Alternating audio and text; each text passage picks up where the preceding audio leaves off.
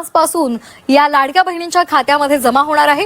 महिला आणि बालकल्याण मंत्री आदिती तटकरे यांनी ट्विट करत ही माहिती दिली आहे। निधी वितरण प्रक्रिया आजपासून सुरू होणार असल्याचं त्यांनी म्हटलेलं आहे। आता लाडक्या बहिणींसाठी अतिशय आनंदाची आणि महत्त्वाची माहिती आलेली आहे। लाडक्या बहिणींना आता जर तुमची केवायसी झाली नसेल तर तुमच्यासाठी अतिशय महत्त्वाची माहिती आहे। जर केवायसी झाली असेल तर तुम्हाला काही प्रॉब्लेम नाही, पण जर तुमची केवायसी झाली नसेल त्यासाठी महिला व बाल विकास मंत्री आदिती तटकरे मॅडम यांनी ट्विट करून माहिती दिलेली आहे। काय म्हणाल्या मॅडम?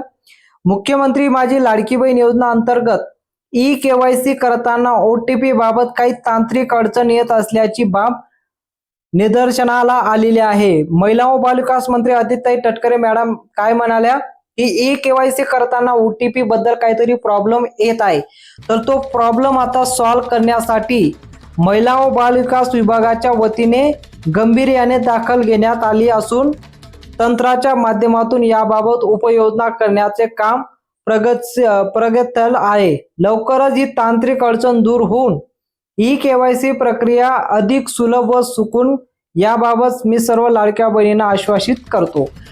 जो प्रॉब्लेम येतोय लाडक्या बहिणींना केवायसी बद्दल तो आम्ही लवकरच सॉल्व्ह करू असं आदिती तटकरे मॅडम म्हणाले। आणि ज्या बहिणींची केवायसी बाकी असेल घाबरून जाऊ नका, तुम्हाला 2 महिन्याचा टाइम आम्ही दिलेला आहे।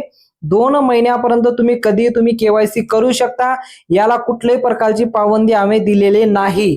जर तुमच्या घरामध्ये 2 महिला असतील तर एक महिला अविवाहित, बघा अविवाहित आणि एक महिला विवाहित, असं 2 महिलांना आम्ही लाभ दिलेला आहे। पण एका घरात जर 2 विवाहित महिला असतील तर हा लाभ तुमचा बंद होईल आणि एक अविवाहित महिला आणि एक विवाहित महिला असेल तर हा लाभ सुरू होणार आहे। याचा अर्थ म्हणजे तुम्हाला लाडकी बहीण योजनेचे जे आता पैसे मिळतील तर तुमच्या कुटुंबामध्ये 2 महिलांना पैसे मिळतील, पण एक अविवाहित आणि एक विवाहित महिला असेल तरच तुम्हाला लाभ दिला जाईल। 2 पेक्षा जास्त महिला असतील तरी सुद्धा तुमचा लाभ आता बंद होणार आहे। याला पूर्णपणे मान्यता भेटलेली आहे। तुम्ही केवायसी करून घेणं गरजेचं आहे। केवायसी केली तर तुम्हाला सर्व काही जो हप्ता असणार आहे तो तुम्हाला तुमच्या बँक अकाउंट मध्ये जमा होणार आहे।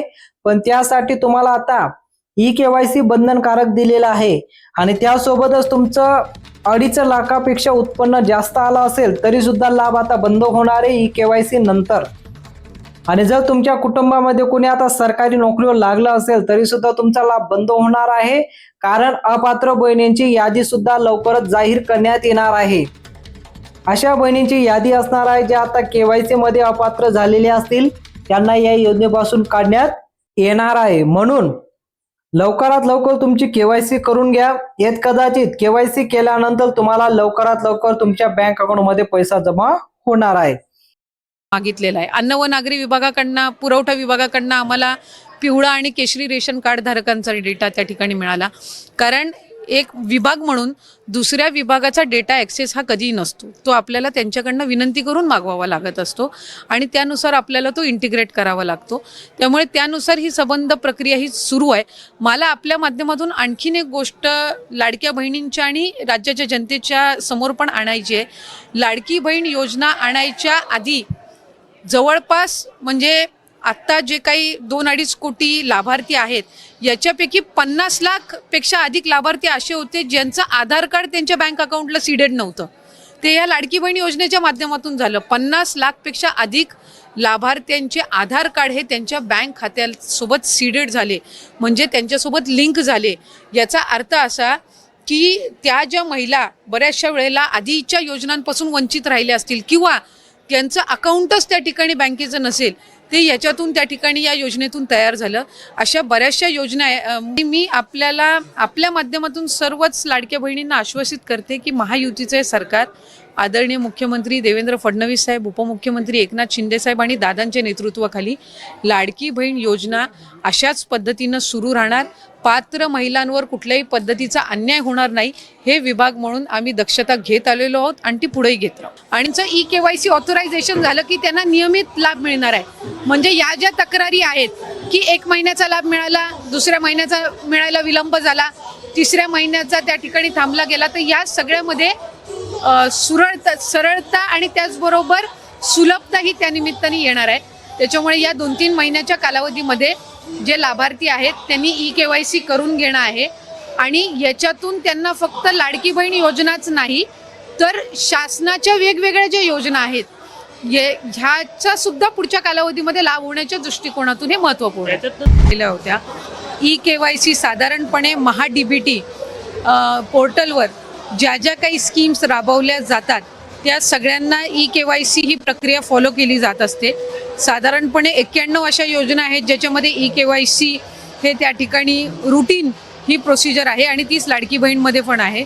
फक्त EKYC राबवत असताना आपल्याला UDIचे अधिकृतता घ्यावी लागते, ऑथोरायझेशन घ्यावं लागतं आणि त्याच्यासाठी साधारणपणे 118 बाबींची पूर्तता करावी लागते आणि या बाबींची पूर्तता केल्यानंतर ते ऑथोरायझेशन आपल्याला मिळत असतं आणि या संपूर्ण ऑथोरायझेशनला साधारणपणे 8 ते 9 महिन्याचा कालावधी लागत असतो. त्याच्यामुळे आम्ही ऑथोरायझेशन मिळण्यासाठीची प्रक्रिया ही 8-9 महिन्यांपासून सुरू केली आणि ती मिळाल्यानंतर आम्ही EKYCची प्रक्रिया ही सुरू केलेली आहे. EKYCमुळे ज्या लाभार्थी आहेत त्यांना अधिकचा फायदा होणार आहे कारण त्यामध्ये वेगवेगळ्या पद्धतीचा संभ्रम हा पसरवण्याचा प्रयत्न करत आलेले आहेत. ही योजना जी आहे ही महिलांमध्ये, लाडक्या बहिणींमध्ये अतिशय लोकप्रिय आहे. महिलांना त्याचा लाभ मिळतोय. कुठेही आम्ही याच्यामध्ये लाडकी बहिणीची संख्या कमी करण्याचा प्रयत्न नाही आहे. मी म्हटल्याप्रमाणे EKYCतून महिलांना रेग्युलरली नियमितपणाने लाभ देण्यामध्ये म्हणजे ज्या लाभार्थी महिला आहेत त्यांना लाभ मिळण्यामध्ये आणखीन सुलभता येणार आहे आणि या व्यतिरिक्त पुढं सुद्धा शासनाच्या ज्या वेगवेगळ्या योजना निघतील एकदा त्यांचं EKYC झालेलं असेल की पुढच्या काही योजनांसाठी सुद्धा त्यांना ॲडिशनल काही प्रोसिजर्स कराव्या लागणार नाही. बोगस लाभार्थ्यांना शोधण्यासाठी गोल्डन डेटा काहीतरी आणला जाणार आहे, काय नेमकं आहे? नाही, मी तर हे पहिल्यांदाच ऐकते. खरं तर आम्हाला वेगवेगळ्या विभागांकडनं आम्ही स्वतःच विभाग म्हणून वेगवेगळ्या विभागांना पत्र दिलेलं आहे की त्यांच्याकडे असणारा जो डेटा आहे तो त्यांनी आमच्या विभागाला द्यावा. जसं डिसेंबर अखेरीस जानेवारी महिन्यामध्ये आम्हाला कृषी विभागाकडून नमो शेतकरीचा डेटा मिळाला, तो आम्ही इंटिग्रेट केला आणि त्यानुसार लाभार्थी जे आहेत त्यांना 500 रुपये लाडकी बहीणमधून आणि 1000 नमो शेतकरीतून मिळतात.